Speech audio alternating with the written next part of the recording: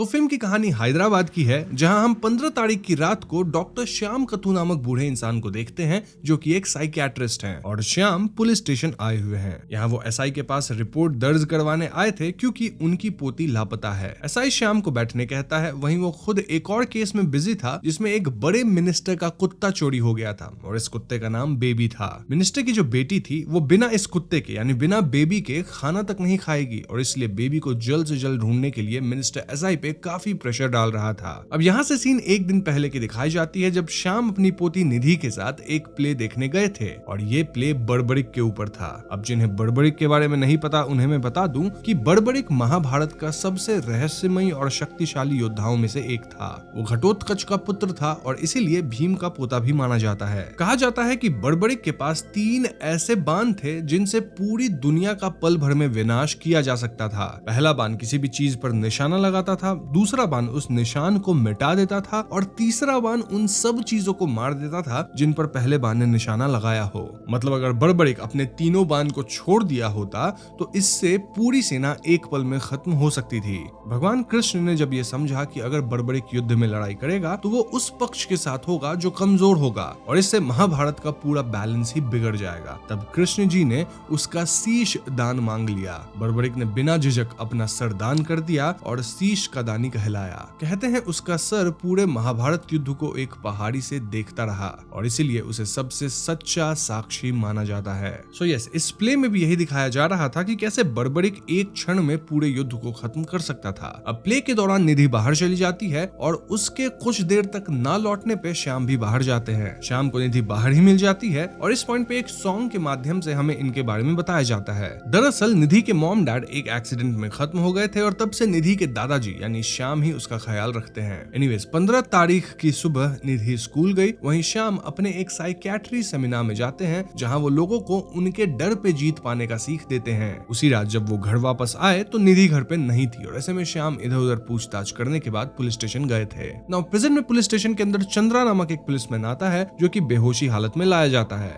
दरअसल चंद्रा जब भी किसी मृत शरीर को देखता है तो वो बेहोश हो जाता है और फिलहाल भी उसके साथ ऐसा ही हुआ था। इसके बाद एसआई श्याम की केस लेते हैं और यहाँ एसआई का बर्ताव ऐसा था मानो वो श्याम वाली केस में इंटरेस्टेड नहीं है। स्टिल वो चंद्रा को ये केस असाइन करते हैं क्योंकि कहीं न कहीं चंद्रा उनका होनहार पुलिस वाला तो नहीं है। ऑल्दो चंद्रा जो कि अब होश में आ चुका था वो श्याम की मदद करने के लिए पूरी तरह से तैयार था। श्याम चंद्रा को बताते हैं कि निधि एक स्मार्ट वॉच पहनती थी तो शायद वॉच से लोकेशन ट्रैक किया जा सकता है। ऐसे में चंद्रा तुरंत लोकेशन ट्रैक करवाता है और लोकेशन आता है गौलीगुड़ा एरिया के नियर कोटी जो कि एक खराब इलाका था। दोनों तुरंत उस इलाके में जाते हैं जहां इन्हें एक घर के अंदर निधि की वॉच मिलती है जो कि एक रैंडम बंदे के पास थी। ये बंदा बताता है कि उसे पास ही में एक जगह पे वॉच गिरी हुई मिली थी। इनफैक्ट ये बंदा चंद्रा और श्याम को उस जगह पे भी लेके जाता है। फॉर्चुनेटली इस जगह पे एक सीसीटीवी कैमरा थी, यानी अगर सीसीटीवी के फुटेज को देखा जाए तो शायद आइडिया लग जाएगा कि यहाँ पे निधि के साथ क्या हुआ।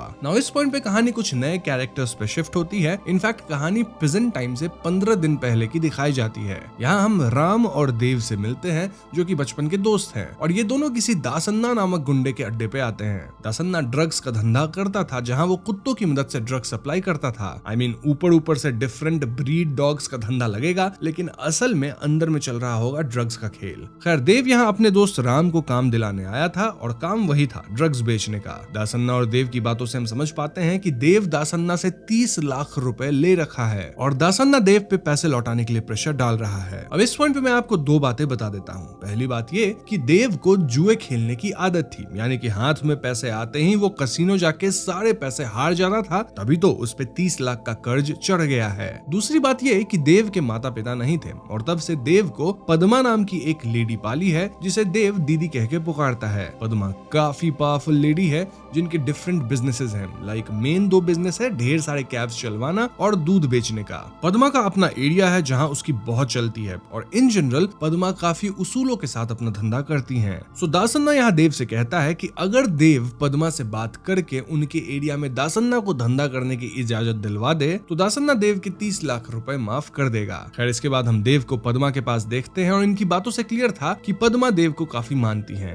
अब पद्मा की एक बेटी भी थी जिसका नाम महालक्ष्मी है और देव महालक्ष्मी को पसंद करता था। जब पद्मा को ये बात पता लगती है तो वो और भी ज्यादा खुश हो जाती है क्योंकि उनका मन ही था कि उनकी बेटी महालक्ष्मी महालक्ष्मी की शादी देव से हो जाए। Now we talk about Ram. Well, उसे अमेरिका या कनाडा जाना था, लेकिन वहां जाने के लिए उसे चाहिए थे 30 लाख रुपए। राम के पास इतने पैसे नहीं है और इसीलिए वो दासन्ना के पास काम लेने आया था। राम के पास यूं तो इंजीनियरिंग की डिग्री थी, लेकिन फिलहाल वो पार्ट टाइम कैब चलाता था और ये कैब पद्मा की ही थी, जिसे कभी देव चलाता और कभी राम। तो एक दिन राम उस ऑफिस में गया था जो कि उसे पैसे लेके यूएस या कनाडा भेजती, और यहाँ राम की मुलाकात वहीं के एक एम्प्लॉय से होती है जिसका नाम सत्या था। राम को सत्या एक ही नजर में पसंद आ जाती है और फॉर्चुनेटली उस दिन सत्या राम के कैब में ही बैठ के घर जाती है। ऐसे में दोनों में बातें होती हैं और धीरे धीरे दोनों के बीच नजदीकियां बढ़ जाती हैं। राम सत्या को अपनी माँ से भी मिलवाता है। इनफैक्ट राम उसे देव और महालक्ष्मी से भी मिलवाता है। अब एक दिन राम सत्या के करीब आने की कोशिश करता है, लेकिन एकदम से सत्या परेशान होकर रिएक्ट करती है। इनफैक्ट वो राम को थप्पड़ तक मार देती है। बाद में सत्या राम को बताती है कि जब वो 8 साल की थी तो उसके माता पिता गुजर गए थे। तब वो एक अंकल के साथ थी जो कि उसके साथ गलत किए थे, और तब से सत्या को इंटीमेसी से प्रॉब्लम है। लेकिन जब से राम उसकी जिंदगी में आया है, सत्या को फिर से अच्छी जिंदगी जीने के होप आए हैं। सो यस, भले सत्या राम को थप्पड़ मारी थी, लेकिन वो रिएक्शन सत्या के ट्रॉमा की वजह से था, क्योंकि रियलिटी में तो वो राम को बहुत पसंद करती है। अब यहाँ से कहानी वापस प्रेजेंट टाइम में आती है, जहाँ डॉक्टर श्याम और चंद्रा सीसीटीवी फुटेज चेक करते हैं और उसमें कुछ गुंडे निधि को उठा ले जाते दिख रहे थे। पुलिस तुरंत ही इन गुंडों को पकड़ती है और पिटाई खाने के बाद गुंडों का कहना था कि निधि किसी लड़के के साथ बाइक पे उस एरिया में आई थी। शाम 7 बजे वो लड़का और निधि कोटी स्टेट सेंट्रल लाइब्रेरी के पास थे जब बारिश शुरू हुई। ऐसे में दोनों बारिश से बचने के लिए रुक गए और तभी लड़का निधि के गाल पे किस किया। इससे निधि गुस्सा होकर उसे थप्पड़ मार दी एंड देन वहां से भाग गई थी। तब ये किडनैपर निधि को पकड़ लिए और ये निधि के साथ गलत करने वाले थे, लेकिन समहाउ निधि बच के भाग निकली और इस हाथापाई में निधि की ड्रेस भी थोड़ी फट गई थी। सो बेसिकली इन गुंडों को भी नहीं पता था कि फिलहाल निधि कहाँ है। अब इन गुंडों के पास से डॉक्टर श्याम को निधि की बैग मिल गई थी और इस बैग में प्रेमचंद मुखर्जी द्वारा बड़बड़िक पे लिखी गई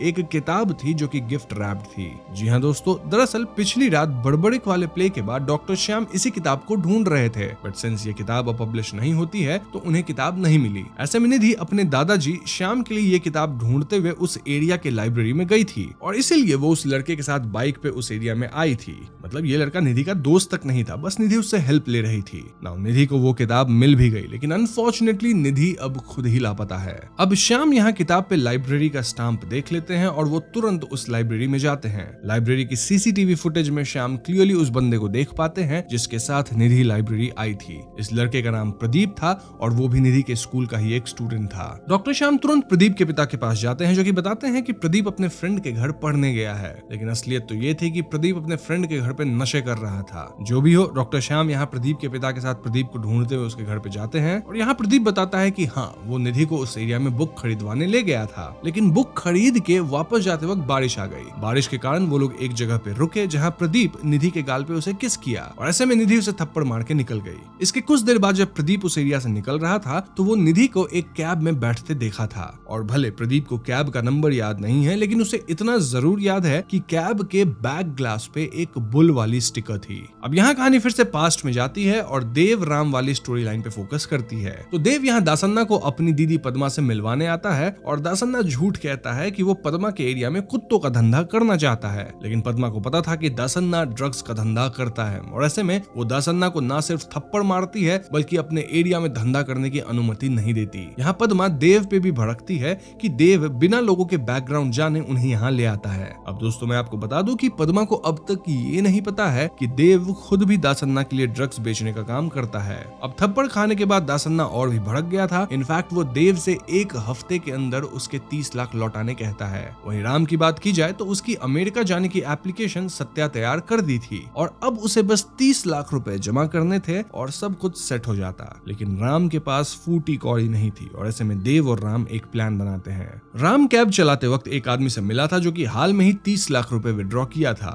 ऐसे में राम और देव उस आदमी के घर पे लेजर लाइट पॉइंट करते हैं, देन उसे कॉल लगा के ऐसे एक्ट करते हैं मानो ये लोग उस पे स्नाइपर तान दिए हैं। लेजर लाइट्स को स्नाइपर समझ के आदमी डर जाता है और वो पैसे बैग में रख के अपने घर के नीचे गिरा देता है। राम और देव पैसे कलेक्ट कर लेते हैं, जिसके बाद राम फौरन 5 लाख उस एजेंसी में जमा करवा देता है जो कि उसे अमेरिका भिजवाएगी। वहीं देव बाकी के सारे पैसे जुए में लगाता है इस उम्मीद में कि वो पैसे डबल कर लेगा, लेकिन एज एक्सपेक्टेड वो सारे पैसे हार जाता है। अब तक दासन्ना का देव को दिया हुआ वक्त भी खत्म हो गया था और दासन्ना अपने पैसे के लिए सीधा पद्मा के पास जाने वाला था। इनफैक्ट दासन्ना तो पद्मा को देव देव के काले करतूतों के बारे में भी बताने वाला था और इससे डर के देव किसी तरह दासन्ना से एक और दिन का वक्त मांगता है। वहीं राम को भी जल्द ही बाकी के 25 लाख जमा करवाने थे ताकि वो अमेरिका जा सके। उसके पास भी एक हफ्ते का वक्त था। अब उस रात देव किसी खंडर जैसी जगह पे था जब राम वहाँ एक बक्सा लेके आता है। इस बक्से में मिनिस्टर का कुत्ता बेबी था। जी हाँ दोस्तों, राम बेबी को किडनैप कर लिया था और इसके बदले मिनिस्टर से 50 लाख रुपए मांग रहा था। मिनिस्टर अपने एक आदमी से पैसा भिजवाता है, लेकिन यहाँ पुलिस और एसआई भी छुप के इस जगह पे थे।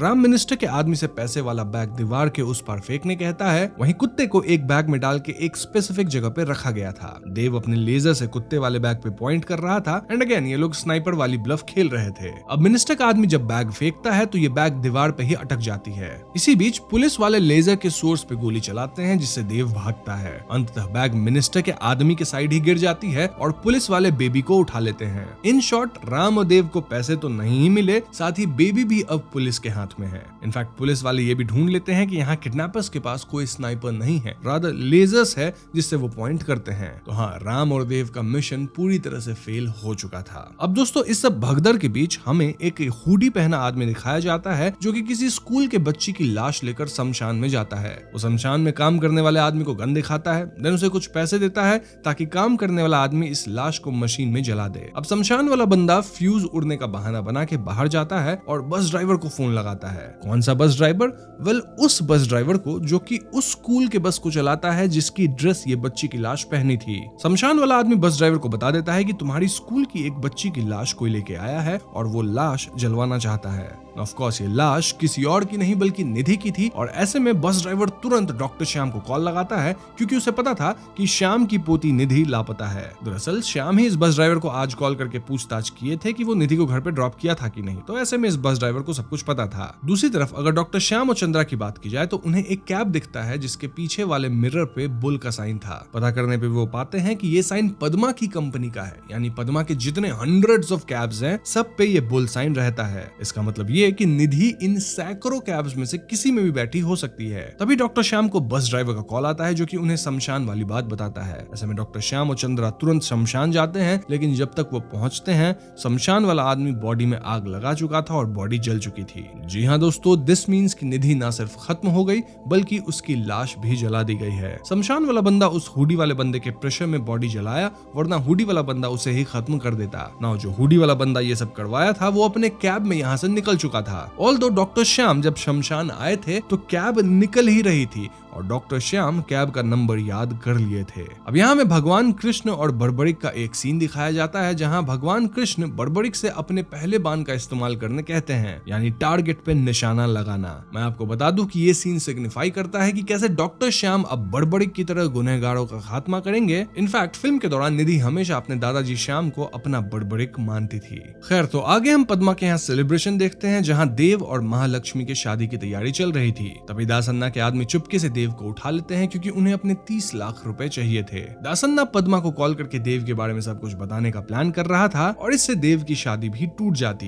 लेकिन इससे पहले वो ऐसा करता, टीवी पे न्यूज आती है कि एक पुलिस वाला 1 किलो ड्रग्स पकड़ लिया है जो कि दासन्ना का माल था और इस माल की कीमत थी 1 करोड़ रुपए। ये न्यूज सुन के दासन्ना रिवील करता है कि माल सिर्फ 1 केजी नहीं बल्कि 10 किलो था। यानी कि वो पुलिस वाला मीडिया में भले 1 किलो दिखाया है लेकिन बाकी का 9 किलो माल भी उसके पास होगा और शायद वो ऑफिसर उस माल को खुद बेच के पैसे छापने का प्लान कर रहा है। ये न्यूज सुन के देव दासन्ना से कहता है कि वो दासन्ना का बाकी माल उस ऑफिसर से छुड़ा के ले आएगा। बदले में दासन्ना उसका कर्ज माफ कर दे, देन उसे कुछ पैसे दे दे और देव का भांडा फोड़ भी ना करे। दासन्ना इसके लिए मान जाता है और वो देव को आखिरी मौका देता है। दूसरी तरफ चंद्रा पद्मा के यहाँ एक वर्कर बन के जाता है और कहता है कि वो उनके सारे कैब्स पे टेफ्लॉन कोटिंग कर देगा। पद्मा चंद्रा को काम दे देती है और काम करते करते ही चंद्रा रिकॉर्ड्स में उस कैब नंबर को ढूंढता है जिसे डॉक्टर श्याम शमशान के बाहर निकलते देखे थे। ये कैब और कोई नहीं बल्कि राम और देव चलाते हैं, यानी कि निधि को खत्म करने के पीछे इन्हीं दो में से किसी एक का हाथ है। चंद्रा यहाँ देव और राम की पूरी खबर निकाल के डॉक्टर श्याम को देता है एंड डॉक्टर श्याम कुछ तो प्लान करना शुरू करते हैं। यहाँ हमें फिर से भगवान कृष्ण और बड़बड़िक वाला सीन दिखाया जाता है जहाँ बात दूसरे बाण की होती है जिससे अपने शत्रु को पहचान के उस पर टारगेट लॉक किया जाएगा। डॉक्टर श्याम अगले ही दिन राम की माँ से मिलते हैं और उन्हें बताते हैं कि आपका बेटा कैसे कैसे गलत काम करता है। ये सब सुन के राम की माँ रोती है क्योंकि उन्हें लगता था कि राम हमेशा अच्छे काम ही करता है, और उस रात वो राम पे नजर रखना शुरू करती है। वहीं राम तो देव के साथ उस ऑफिसर के घर से ड्रग्स चोरी करने का प्लान बना रहा था। राम की बातें उसकी माँ सुन लेती है और वो समझ जाती है कि राम कुछ तो गलत काम करने वाला है। वो रोते हुए राम को कोसती है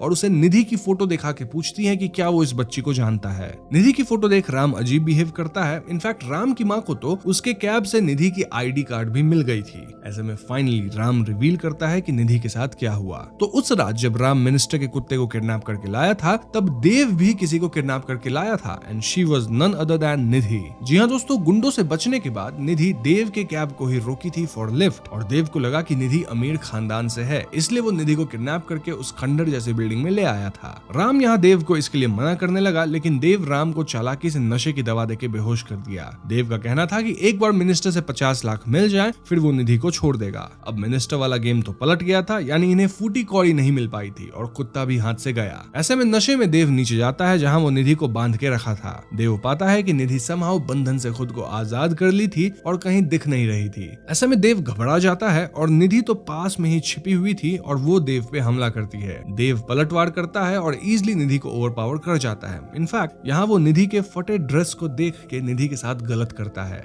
जी हाँ, बचाव में निधि एक कुल्हाड़ी से देव के सीने पे हमला करके भागती है, लेकिन देव सेम कुल्हाड़ी निधि की तरफ फेंकता है जो कि सीधा उसके सर पे लगती है। इससे निधि खत्म हो जाती है और तभी राम नीचे आता है जो कि निधि को मृत देखता है। राम घबरा जाता है, लेकिन देव रोते हुए कहता है कि राम लाश को ठिकाने लगाने में उसकी मदद करे। देव और राम लाश को उठा के कार की डिक्की में रखते हैं और इसी प्रोसेस के दौरान देव चुपके से राम की रिकॉर्डिंग कर लेता है जिसमें वो लाश उठा रहा था। इसके बाद लाश को कैसे ठिकाने लगाया गया ये तो आप जानते ही हैं। वो हुडी वाला बंदा देव ही था जो कि शमशान में मशीन के अंदर लाश जलवा दिया। अब इस सब के बाद देव जो राम की रिकॉर्डिंग किया था ना, उससे वो राम को ब्लैकमेल करने लगा ताकि राम उसकी मदद करे। किस काम में मदद? वेल, ऑफिसर के घर से ड्रग्स छुड़ाने में। इसलिए राम फिलहाल देव की मदद कर रहा है, वरना निधि वाले इंसिडेंट के बाद वो देव से हर रिश्ता तोड़ना चाहता था। सो यस, ये सब पता लगने के बाद राम की माँ डॉक्टर श्याम को ये सब कुछ बताती है। इनफैक्ट श्याम को वो वीडियो भी दिखाती है जो कि देव बना लिया था, जिसमें राम निधि की लाश को उठा रहा था। राम की माँ श्याम से प्रार्थना करती है कि वो राम को सजा ना दे, सजा देना ही है तो देव को दे। यहाँ हमें फिर से भगवान कृष्ण और बड़बड़िक वाली सीन दिखाई जाती है जहाँ भगवान कृष्ण बड़बड़िक को तीसरा बांध देते हैं जिससे शत्रु को खत्म किया जा सके। खैर, इसके बाद हम देव और राम को देखते हैं जो कि मिनिस्टर के घर चोरी करने जाते हैं। राम अपनी इंजीनियरिंग स्किल से होम ऑटोमेशन को तोड़ता है और घर के अंदर ड्रग्स लोकेट कर लेता है। अब ऑफिसर के फोन पे अलर्ट आता है कि उसके घर में ब्रेक इन हुआ है और ऐसे में ऑफिसर पास वाले होटल से अपने घर की तरफ आने लगता है। राम और देव ऑफिसर तक को ट्रैक कर रहे थे और इससे पहले ऑफिसर अपने घर में आता, राम ड्रग्स लेके निकल चुका था। अब राम चालाकी से ड्रग्स का एक पैकेट घर में ही छोड़ दिया था। देन पुलिस को इन्फॉर्म कर दिया कि ऑफिसर के घर पे ड्रग्स है। ऐसे में पुलिस भी 5 मिनट में ऑफिसर के घर पे आ गई और ये जो पुलिस आई थी वो इस ऑफिसर को ड्रग्स के साथ रंगे हाथों पकड़ ली। यानी दोस्तों, एक तीर से 2 निशाना लगा। ना सिर्फ राम और देव को ड्रग्स मिल गया, बल्कि जो ऑफिसर दासन्ना का ड्रग्स पकड़ा था वो भी खुद ड्रग्स के ही केस में फंस गया। इन दोनों के काम से दासन्ना बहुत खुश था और वो इन्हें पैसे देने के लिए तैयार था। यहीं पे सीन कट होता है। नाउ नेक्स्ट सीन अगले दिन की थी जहाँ पास की नदी से एक लाश मिलती है और ये लाश थी देव की। जी हाँ दोस्तों, जब पद्मा को ये पता चलता है तो वो पूरी तरह से टूट जाती है। इसी के पैरेलल में दासन्ना के आदमी राम को उठा लेते हैं और उसे पीटने लगते हैं। राम अकेले दासन्ना के कई आदमियों को पीट देता है एंड देन वो दासन्ना से पूछता है कि आखिर वो लोग उसे क्यों मार रहे हैं। इस पे दासन्ना बताता है कि जो ड्रग्स वो और देव दासन्ना को लौटाए थे वो रियल ड्रग्स नहीं बल्कि आटा था। जी हाँ दोस्तों, कोई तो ड्रग्स बदल दिया था और ऐसे में अब राम को पता लगाना होगा कि रियल ड्रग्स किसके पास है। राम फ्रस्ट्रेट होकर बाहर चाय की टपरी पे बैठता है जहाँ चंद्रा भी था। चंद्रा राम से कहता है कि तुम ड्रग्स के बारे में सोच रहे हो ना, वेल उसे और कोई नहीं बल्कि तुम्हारी माँ बदली है। जी हाँ दोस्तों, ये सब श्याम और चंद्रा का प्लान था और फाइनली हमें बताया जाता है कि ये खेल कैसे खेला गया।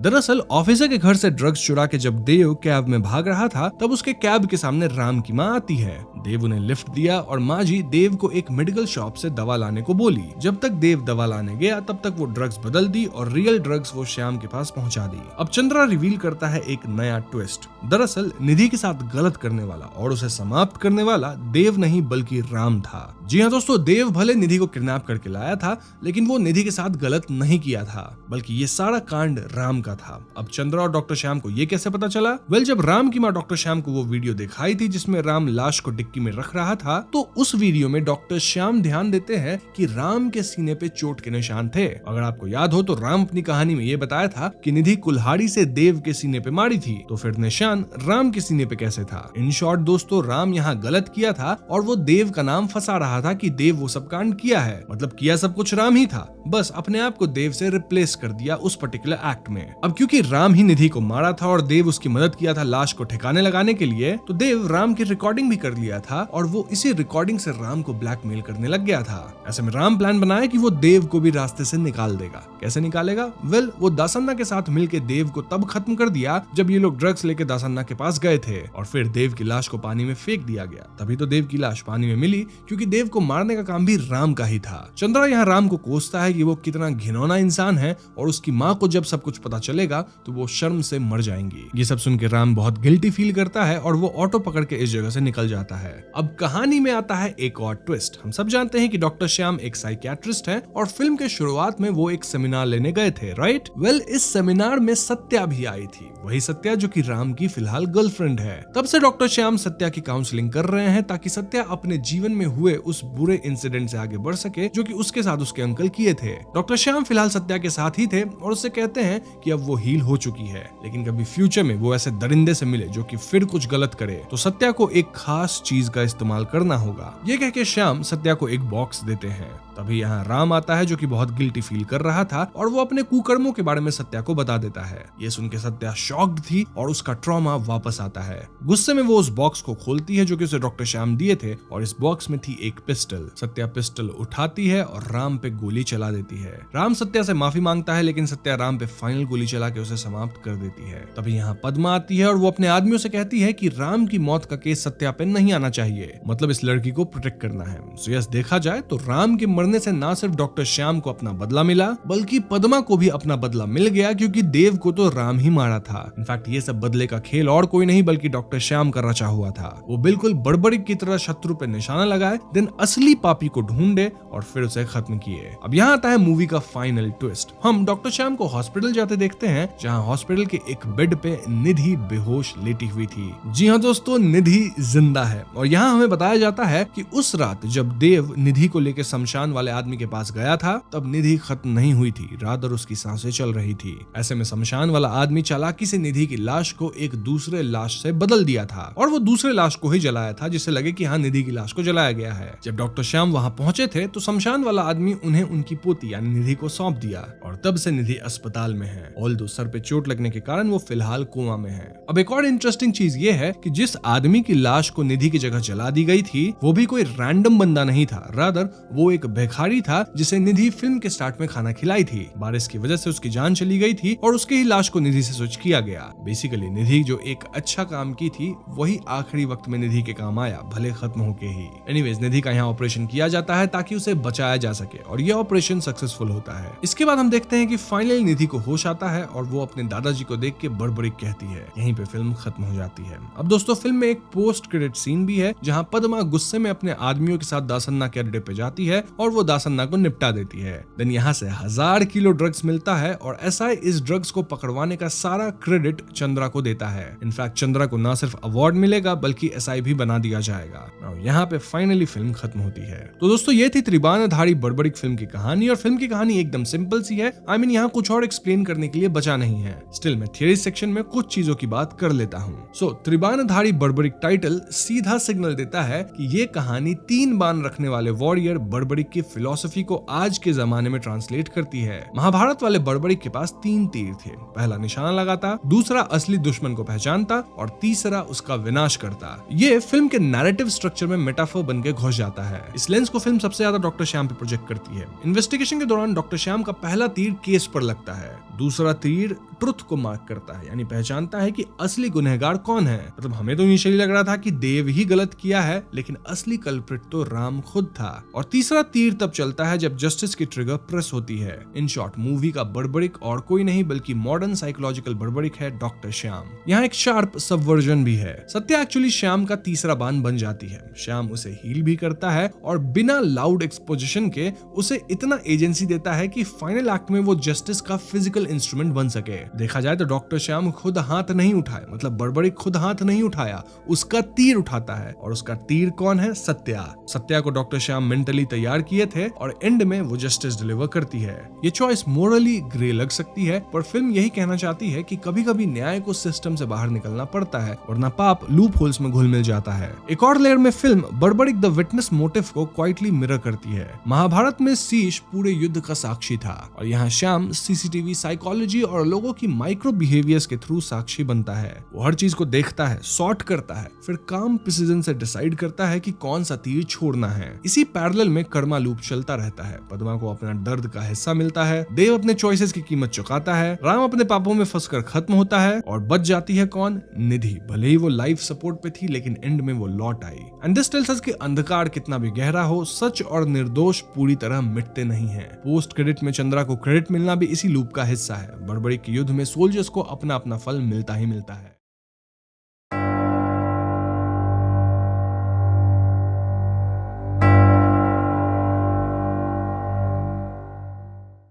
तो सीरीज की कहानी 1980 में शुरू होती है, जहां विराटपालम गांव में एक शादी हो रही होती है। इस शादी में दुल्हन का नाम दुर्गा था और दुल्हन की ब्राइड्समेट भ्रमरंबा थी, जो कि इस गांव के प्रेसिडेंट की बेटी भी थी। भ्रमरंबा हर किसी की शादी में ब्राइड जैसा ड्रेस करके जबरदस्ती ब्राइड्समेट बन जाया करती थी। गाँव की एक एल्डर लेडी दुर्गा को तिलक वगैरह लगाती है, लेकिन जैसे ही दुर्गा मंडप पे शादी करने बैठती है, उसे खून की उल्टी आ जाती है, जिससे वो खत्म हो जाती है। अब यहाँ से कहानी तकरीबन 10 साल आगे आती है, जब मीना नाम की एक लड़की अपनी माँ के साथ इसी गांव में आती है। मीना एक पुलिस कांस्टेबल थी, जिसका अभी अभी विराटपालम गांव में ट्रांसफर हुआ था। मीना का हर 6 महीने पे ट्रांसफर होता रहता था, क्योंकि वो एक बहुत ही ईमानदार पुलिस वुमन थी। साथ ही उस पुराने टाइम पे लेडी का पुलिस में होना कहीं न कहीं रेयर था। अब मीना जब विराटपालम पहुंचती है तो वहाँ के सभी लोग उसे घूर घूर के देख रहे थे। मीना ये सब इग्नोर करती है और अपने रेंटेड घर में सेटल हो जाती है। अगली सुबह वो पुलिस स्टेशन ज्वाइनिंग के लिए जाती है और स्टेशन के सीनियर इंस्पेक्टर यानी एसआई तुरंत ही मीना को एक केस असाइन कर देते हैं। दरअसल गांव के प्रेसिडेंट का बेटा चिन्ना बाबू पुलिस स्टेशन फोन करके बताया है कि उसके घर से एक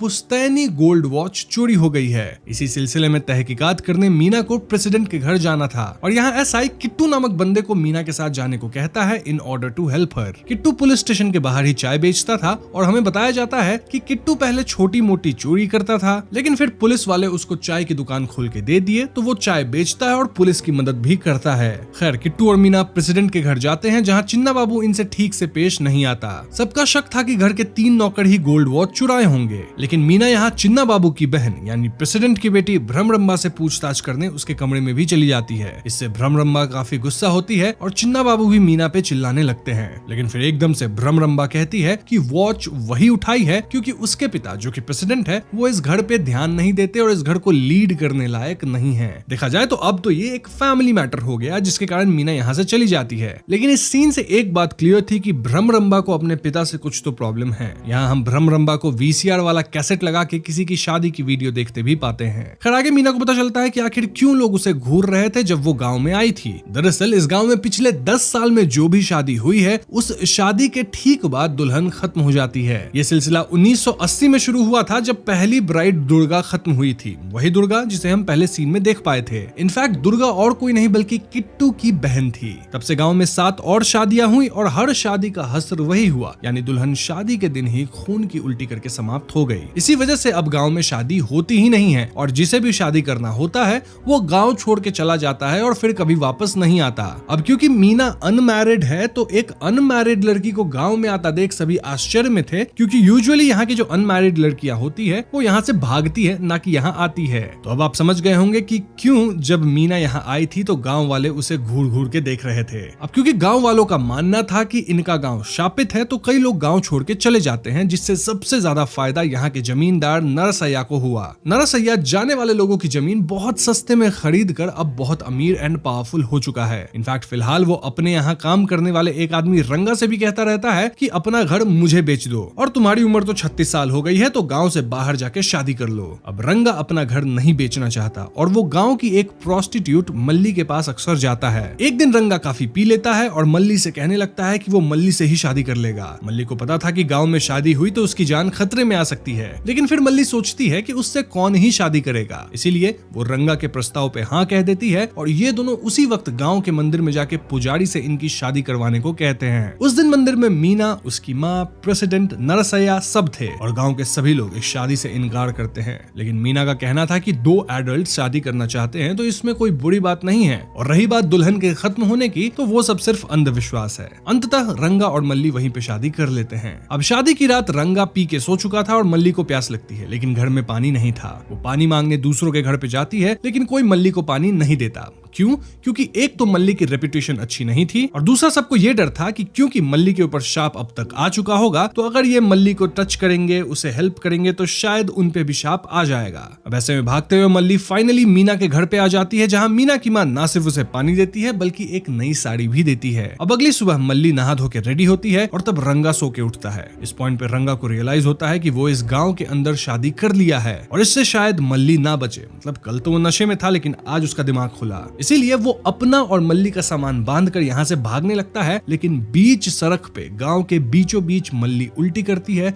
और खत्म हो जाती है। जी हाँ दोस्तों, ये देख के सभी शॉक में थे और मीना वहाँ सभी से मदद की गुहार लगाती है, लेकिन कोई हेल्प नहीं करता। अल्टीमेटली मल्ली के शरीर को अंतिम संस्कार के लिए गांव के बाहर ले जाया जाता है अकॉर्डिंग टू द रिचुअल। अब इस पॉइंट पे मीना इन कत्लों को इन्वेस्टिगेट करना चाहती थी, लेकिन एसआई का कहना था कि जब कोई केस ही नहीं कर रहा तो इन्वेस्टिगेशन किस बात की। एक पुलिस वाला मीना को बताता है कि एक औरत दूसरे गांव में शादी करके बच्चे की डिलीवरी के लिए इस गांव में आई थी, लेकिन फिर उसका बच्चा होने के बाद उस औरत का भी वही हश्र हुआ था। इन शॉर्ट, ना तो गांव में शादी हो सकती है, ना ही कोई बच्चा कर सकता है, क्योंकि इन आइदर केस दुल्हन या मां समाप्त हो जाएगी। खैर आगे कहानी में एक अजीब ट्विस्ट आता है कि गांव के प्रेसिडेंट मीना के घर पे आके अपने बेटे की शादी मीना से करवाने का प्रस्ताव रखते हैं। प्रेसिडेंट को मीना की करेजियस एटीट्यूड काफी पसंद आई थी, इसलिए वो अपने बेटे चिन्ना बाबू की शादी मीना से करवाना चाहता था। मीना की मां इसके लिए तुरंत मना करती है, क्योंकि गांव में शादी होने पे दुल्हन खत्म हो जाती है, लेकिन समहाउ मीना इस शादी के लिए हाँ कर देती है। दरअसल मीना को शादी में कोई इंटरेस्ट नहीं था, रादर वो इस शादी की आड़ में ये टेस्ट करना चाहती थी कि क्या वो भी खत्म होगी, और अगर वो बच जाती है तो वो खुद केस करके इस पे छानबीन शुरू कर सकती है। इनफैक्ट मीना यहाँ किट्टू से कह देती है कि किट्टू उसके लिए एक ऐसी दवा की व्यवस्था कर दे जो कि इन जनरल जहर को काट देता है, ताकि अगर मीना शादी के दिन पे उल्टी करने लगे तो उसे वो दवा दी जा सके। सो फाइनली मीना के शादी की preparation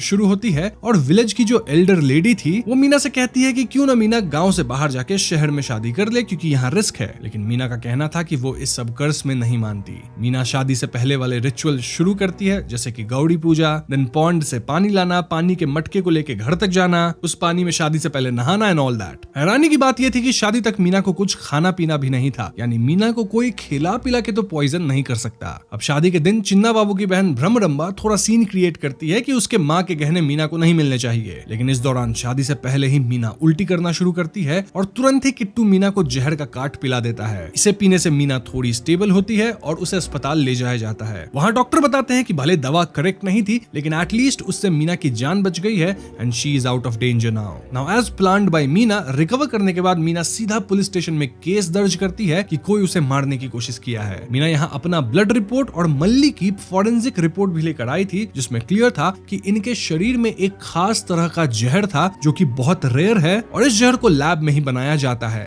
so yes, finally case open हो चुका था और मीना अब ऑफिशियली इस केस पे काम कर सकती थी। मीना किट्टू से मिलकर डिस्कस करती है कि कैसे वो शादी से पहले कुछ खाई पी नहीं थी, एक्सेप्ट गौरी पूजा के वक्त वो थोड़ा जल ग्रहण की थी। मतलब ये रिचुअल था और ये जल उसे भ्रमरंबा दी थी, एंड इट्स पॉसिबल कि भ्रमरंबा ही जल में जहर मिलाकर उसे दी होगी। ऐसे में उस रात मीना और किट्टू चुपचाप प्रेसिडेंट के घर में भ्रमरंबा के कमरे में छानबीन करने जाते हैं और वहां मीना को वीसीआर कैसेट टेप मिलता है, वही टेप जिसे भ्रमरंबा हमेशा देखती है। सरप्राइजिंगली इस टेप में भ्रमरंबा के शादी की फुटेज थी, जबकि भ्रमरंबा की शादी तो हुई ही नहीं है। अब इससे पहले ये लोग कुछ सोचते, कमरे में भ्रमरंबा और उसका भाई चिन्ना बाबू आ जाता है, जो कि इन दोनों पे चिल्लाना शुरू करता है। मीना तुरंत कहती है कि उसे भ्रमरंबा पे शक है कि वही गांव की लड़कियों को जहर दे रही है, और ये सुन के भ्रमरंबा मीना से कहती है कि गौरी पूजा के वक्त जल मुझे तुम्हारी ही माँ ने दिया था, तो उनसे जाके पूछो कि जल में क्या मिला हुआ था। इस बहस से ये भी क्लियर था कि मीना अब चिन्ना बाबू से शादी तो कभी नहीं करने वाली, क्योंकि कहीं न कहीं मीना प्रेसिडेंट की फैमिली की इज्जत को उछाल दी थी। खैर इसके बाद मीना अपनी माँ से कंफर्म करती है कि क्या वही जल मिलाई थी, और मीना की माँ हामी भरती है, यानी कि जल के अंदर कुछ था नहीं, एंड दिस मींस कि वाकई भ्रमरंबा मीना को जहर नहीं दी थी। अब उस दिन प्रेसिडेंट खुद मीना से मिलने आते हैं, ये कहते हुए कि कैसे मीना उनके परिवार को डिसऑनर की है। यहाँ मीना प्रेसिडेंट से क्लियरली पूछ लेती है कि आखिर भ्रमरंबा की शादी हुई है या नहीं। प्रेसिडेंट बताते हैं कि भ्रमरंबा किसी सुरेंद्र नामक लड़के से प्यार करती थी, जो कि इनकी जाति का नहीं था। ऐसे में प्रेसिडेंट शादी के दिन सुरेंद्र को डरा धमका के गांव से भगा दिए, और भ्रमरंबा मंडप पे उसका इंतजार करती रह गई। वीसीआर टेप वाली फुटेज भ्रमरंबा के मंडप पे इंतजार करने वाली है, ना कि उसकी शादी की, क्योंकि उसकी शादी तो हुई ही नहीं। और उसी टेप को देख के भ्रमरंबा आज तक सुरेंद्र को याद करती है। भ्रमरंबा आज तक शादी भी नहीं की, और तब जाके प्रेसिडेंट को अपनी गलती का एहसास हुआ। But this is too late, क्योंकि प्रेसिडेंट के कई बार ढूंढने के बाद भी उन्हें सुरेंद्र कहीं नहीं मिला। So yes, this is Bhramaramba stories, और क्यों वो अपने पिता यानी प्रेसिडेंट से नफरत करती है। वैसे प्रेसिडेंट यहाँ एक बात बहुत क्लियर करते हैं कि भ्रमरंबा कभी किसी को खत्म नहीं कर सकती। खैर इसके बाद मीना पुलिस स्टेशन जाती है, जहां उसे पता चलता है कि उसका ट्रांसफर लेटर आ चुका है। दिस वाज शॉकिंग, क्योंकि मीना को यहाँ आए सिर्फ 1 महीना हुआ था, और ऐसे में मीना हेड ऑफिस जाती है to ask about her transfer. वहाँ मीना के अंकल उससे मिलते हैं, जिनका हेड ऑफिस में अच्छा खासा जान पहचान था, और वो पता करके बताते हैं कि मीना का ट्रांसफर नरसैया करवाया है। जी हाँ दोस्तों, जमींदार नरसैया का ये किया धरा था, और इसका मतलब ये कि नरसैया शायद इन कत्लों के पीछे है। मीना तुरंत किट्टू को ये सब बताती है। किट्टू भी फौरन नरसैया के जीप पे जाकर उसकी झूठी तारीफ करता है, और वो बातों बातों में ये बात निकलवा लेता है कि मल्ली के खत्म होने के 1 दिन पहले नरसैया शहर गया था। नाउ दिस इज इंपॉर्टेंट, क्योंकि जो जहर विक्टिम्स को दिया जा रहा था वो शहर के लैब में ही बनाया जा सकता था, और इसी जहर को लाने नरसैया टाउन गया होगा ताकि वो मल्ली को खत्म कर सके। ऐसे भी इस कर्ज का सबसे ज्यादा फायदा नरसैया को ही हुआ है, जहां वो गांव से जाने वाले लोगों की जमीन को काफी सस्ते में खरीद लेता है। बस फिर क्या था, उस रात मीना और किट्टू मिलकर नरसैया के गोडाउन पे जाते हैं, जहां उन्हें कार्टून्स में वाकई जहर मिल जाता है। इनफैक्ट उन्हें वहां रंगा भी मिलता है, जिसे नरसैया और उसके आदमी पीट रहे थे ताकि रंगा अपना घर उन्हें बेच दे। रंगा के स्ट्रीट की सारी जमीन नरसैया खरीद चुका था, और वो स्ट्रीट को अपना नाम देना चाहता था, इसीलिए उसे डेस्परेटली रंगा का भी घर चाहिए था, क्योंकि वो आखिरी घर बचा था। जो भी हो, मीना को काफी एविडेंस मिल चुका था, और ऐसे में अगले दिन वो नरसैया को अरेस्ट करके पुलिस स्टेशन लाती है। लेकिन यहाँ पासा पूरी तरह पलट जाता है। सबसे पहले रंगा आज पलट जाता है, सेइंग कि उसे नरसैया नहीं मारा पीटा है। मतलब नरसैया रंगा को कुछ पैसे वगैरह दिया होगा, या फिर डराया धमकाया होगा, जिस वजह से रंगा अब गवाही नहीं दे रहा। देन जो जहर मीना लेके आई थी वो एक्चुअली में कीड़े मकोड़े को मारने वाला जहर था, ना कि इंसान को, और इस जहर से इंसान खत्म भी नहीं हो सकते। इन शॉर्ट नरसैया भले ईविल जमींदार था जिसने गांव के कर्ज का फायदा उठाया है, लेकिन वो खुद शादी करने वाली लड़कियों को खत्म नहीं कर रहा। अल्टीमेटली मीना नरसैया को ना चाहते हुए भी रिहा कर देती है। अब क्योंकि मीना नरसैया को डायरेक्टली सबके सामने अरेस्ट की थी, तो बदले में नरसैया उस घर को खरीद लेता है जिसमें मीना रह रही थी ऑन रेंट, एंड देन वो मीना को घर से निकाल फेंकता है। मीना की माँ भी अब उससे बहुत ज्यादा अपसेट थी, क्योंकि मीना रेकलेसली गांव में सभी से दुश्मनी ले रही थी। इसी सब के बीच मीना अपने अंकल को फोन करती है और उनसे सुरेंद्र को ढूंढने कहती है, ताकि वो सुरेंद्र और भ्रमरंबा को वापस मिलवा सके। इसी सब के दौरान मीना पोस्ट ऑफिस जाती है, जहां पोस्ट मास्टर हर कॉल, चिट्ठी या मनी ऑर्डर की रिकॉर्ड रखते थे। मीना तुरंत उन डेट्स का पता लगाती है जिन पे गांव में शादियां हुई थी, मतलब वो शादियां जिसके बाद दुल्हन खत्म हुई, और फिर इन्हीं डेट्स के 1-2 दिन आगे पीछे के पोस्ट ऑफिस रिकॉर्ड्स को चेक करती है। मतलब इन रिकॉर्ड्स में कहीं कोई रिपीटेड कॉल्स या पोस्ट तो ना आया है। अब मीना को यहाँ एक फोन नंबर मिलता है जिसपे इन्हीं डेट्स के आसपास बार-बार कॉल हुआ था, और जब मीना इस नंबर पे कॉल लगाती है तो ये जगह KLM केमिकल फैक्ट्री निकलती है। जी हाँ दोस्तों, यानी कातिल कॉल करके पोस्ट से जहर मंगवाता है फ्रॉम KLM केमिकल फैक्ट्री। अब इसके बाद मीना को सुरेंद्र का पता लगता है, और वो सुरेंद्र को गांव बुला के भ्रमरंबा से मिलवा देती है। इससे प्रेसिडेंट के घर में सभी खुश होते हैं, और मीना कहती है कि भ्रमरंबा और सुरेंद्र की शादी इसी गांव में होगी, क्योंकि उसे पता लग चुका है कि कातिल कौन है। वो कातिल को शादी के टाइम पे ही पकड़ेगी। बस फिर क्या था, भ्रमरंबा के शादी के रिचुअल्स शुरू होते हैं, और मीना मेक श्योर करती है कि भ्रमरंबा ना कुछ खाएगी ना ही कुछ पिएगी। वहीं दूसरी तरफ किट्टू KLM केमिकल फैक्ट्री जाके किसी रमना को ढूंढता है, और रमना किट्टू को देखते भागता है। इनके बीच थोड़ी हाथापाई होती है, जिसके एंड में रमना किट्टू को ओवरपावर कर देता है। ऑल्दो रमना यहाँ किट्टू को खत्म नहीं करता बल्कि भाग जाता है। ऐसे में किट्टू भी भाग के शादी वाली जगह पे आता है जहाँ वो फिर से रमना को ऊपर वाली छत पे देखता है। किट्टू भाग के रमना को पकड़ लेता है और उसे मारते पीटते सबके सामने लाता है। किट्टू कहने लगता है कि ये रमना ही जहर बनाता है और लड़कियों को खत्म करता है, लेकिन तभी मीना कहती है कि रमना बस जहर बनाता है लेकिन जहर देने का काम उसका नहीं है, ये काम रमना की माँ करती है जो कि और कोई नहीं बल्कि इस गांव की एल्डर लेडी है। जी हाँ दोस्तों, वही एल्डर लेडी जिसे हमने दुर्गा की शादी में देखा था और जो अक्सर हर इवेंट के आसपास होती है। बट द क्वेश्चन इज कि वो एल्डर लेडी ऐसा क्यों कर रही थी। दरअसल 10 साल से पहले गांव में कोई भी शादी एल्डर लेडी के आशीर्वाद और इन्वॉल्वमेंट के बिना नहीं होती थी। वो सभी रिचुअल्स में पार्टिसिपेट करती थी, सबके घर जाती थी और कई बार अगर बच्चा घर में होता है तो बच्चे को भी ब्लेसिंग्स देने आती थी। लेकिन फिर एक दिन एल्डर लेडी के हस्बैंड एक बस एक्सीडेंट में समाप्त हो गए। एल्डर लेडी विधवा हो गई और तब से गांव में सभी उन्हें बुरी तरह से ट्रीट करने लगे, मानो वो किसी तरह का अपशकुन लेके आती है। एल्डर लेडी अपनी मेड की बेटी की शादी में गई तो वो भी एल्डर लेडी के गिफ्ट को फेंक दी और उन्हें दुत्कारने लगी, सेइंग कि अपनी शादी के दिन वो विधवा का शक्ल नहीं देखना चाहती। इस सबसे एल्डर लेडी बहुत परेशान हुई, उन्हें बहुत दुख हुआ और ऐसे में वो पूरे गांव से बदला लेने का सोची। उनका बेटा रमना उन्हें ये खास जहर दिया जिसको एल्डर लेडी पॉन्ड से लाए गए पानी के घड़े में मिला देती थी। जी हाँ दोस्तों, जब ब्राइड इस जहरीले पानी से नहाती थी एज पार्ट ऑफ रिचुअल तो इसीलिए वो ब्राइड समाप्त हो जाती थी और यहाँ मीना भ्रमरंबा को नहाने से रोक भी दी थी। अब एल्डर लेडी का कहना था कि कोई उसे शादी वाले घर में घुसने नहीं देता था, इसलिए वो शादी वाले घर को मातम वाला घर में तब्दील कर देती थी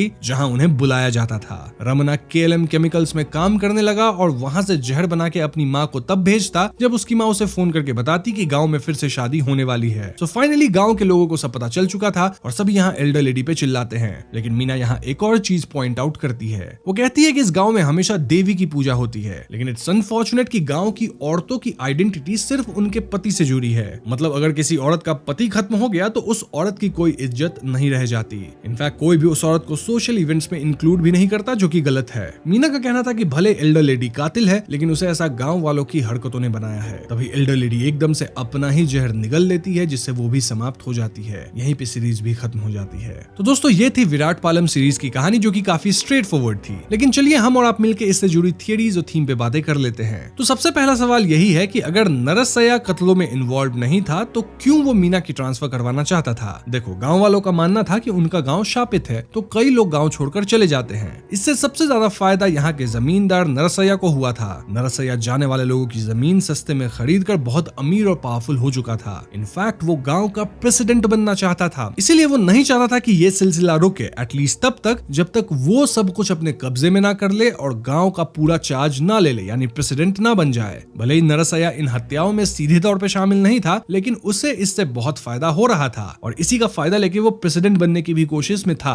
अब मीना उसके प्लान्स में रुकावट डाल सकती थी, इसीलिए वो मीना का ट्रांसफर करवाना चाहता था। अब अंत में हमें पता चलता है कि कातिल तो एल्डर लेडी थी और उनके कत्ल का रीजन भी हमें बताया जाता है, which is the theme of this series. गाँव में ये प्रथा थी कि किसी भी औरत के पति की मृत्यु के बाद उस महिला को समाज में बुरी तरह से ट्रीट किया जाता था, उसका सम्मान छीन लिया जाता था और उसे अपशकुन माना जाता था। ये सीरीज जो विराट पालम है ये इसी गहरी सामाजिक मुद्दे को उठाती है। एल्डर लेडी के भी विधवा होने के बाद गांव में सभी उसे बुरी तरह से ट्रीट करने लगे, मानो वो किसी तरह का अपशकुन लेके आती हो। इस सबसे एल्डर लेडी इतनी परेशान हुई कि उसने पूरे गाँव से बदला लेने की सोची। यहाँ आयरनी ये थी कि ये गाँव में सभी देवी की पूजा करते हैं लेकिन औरतों को ठीक से ट्रीट नहीं करते थे। मीना इस बात पे जोर देती है कि भले ही एल्डर लेडी कातिल है लेकिन गाँव वालों के इस तरह के बर्ताव ने ही उसे ऐसा बनाया है। ये सीरीज एक शक्तिशाली संदेश देती है कि कैसे सामाजिक दुश्मनी, सुपरस्टिशन और गलत रीति रिवाज महिलाओं के जीवन को तबाह कर सकते हैं और उन्हें इतना मजबूर कर सकते हैं कि वो गलत रास्ता चुने।